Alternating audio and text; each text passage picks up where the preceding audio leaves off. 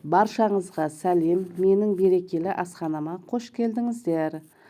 Мінекей бізге керекті 4 килограмм помидор, 2 килограмм болгарский перец, 2 штук помидор, пияз, 1 бас чесногымызды дайындап аламыз. 2 қасық тұз, 2 қасық қант, 100 грамм сұйық майымыз керек болады.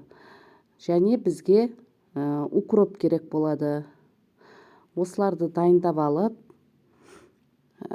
помидорымызды турап бастаймыз. Бүгін сіздермен өте дәмді, керемет болып шығатын личо салат дайындап шығарамыз. Соңына дейін қараңыздар. Мінекей мен помидорды осылай дайындап, бет тартқыштан өткізуге дайындап аламыз. Дәмі өте керемет болып шығады. Жасап көрсеңіздер болады.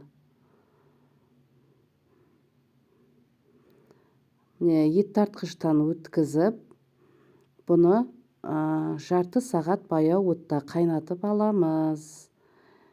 Мен осылай өткіздім де, апарып отқа қойып қойдым. Мінекей оған дейін пияздарымызды турай береміз. 2 штук пиязымызды турап аламыз.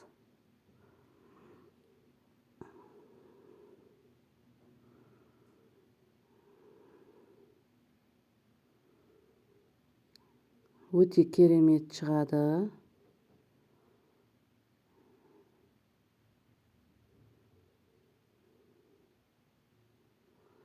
Қызып тұрған майға пиязымызды салып, қып-қызыл болып қызарғанша қуырамыз, жақсылап тұрып.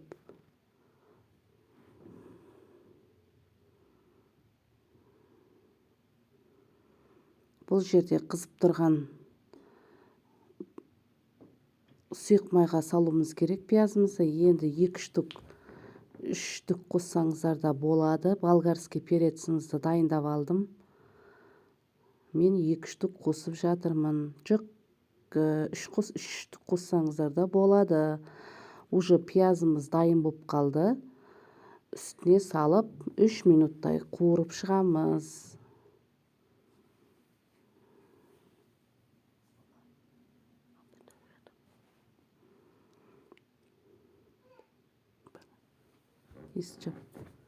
Мінекей помидорымыз дайын болып қалды. Жарты сағат қайнауы керек.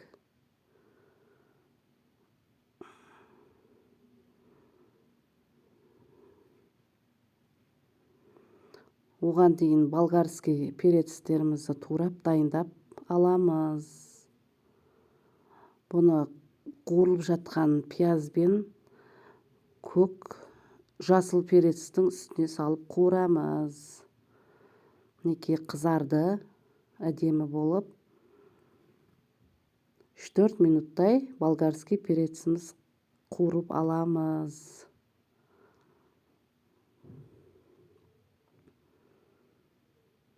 Дәмі өте керемет шығады.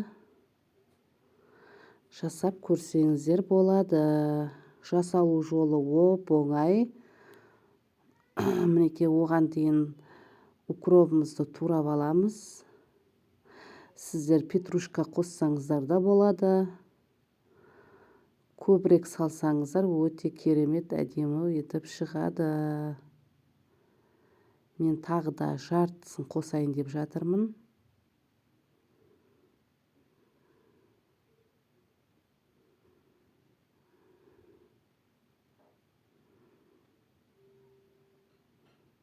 Мінекей қызарып қуырылды.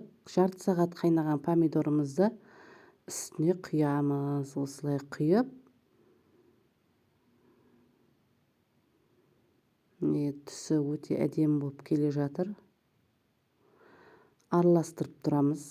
Жай баяу отта қойып, чесногымызды, мясорубкадан өткен чесногымызды салдым.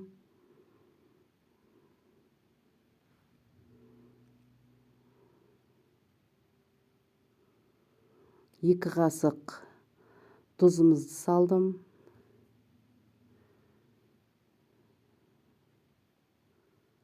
Енді 2 қасық қантымызды саламыз.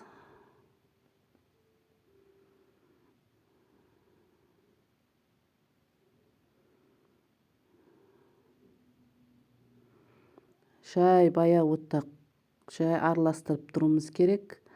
Неке қызыл ащы перецімізді осылай турап дайындап аламыз. Сіздер 2-3 қоссаңыздар болады.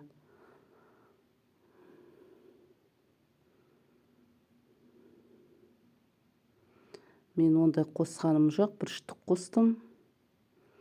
Өте ащы болып кетпесін деп неке укропты да салдым.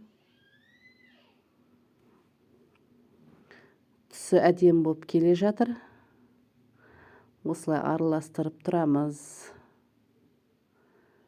Неке қараңыздаршы, әдемі болып дайын болды. Осылай қайнатылған банкімізге құйып дайындап алыңыздар. Жасалу жолы оп-оңай. Соңына дейін қараған болсаңыздар, комментарияға өз пікірлеріңізді қалдырып кетіңіздер. Неке қайнатылған банкіге осылай жауып алдым. Менімен болғандарыңызға рахмет. Сау болыңыздар.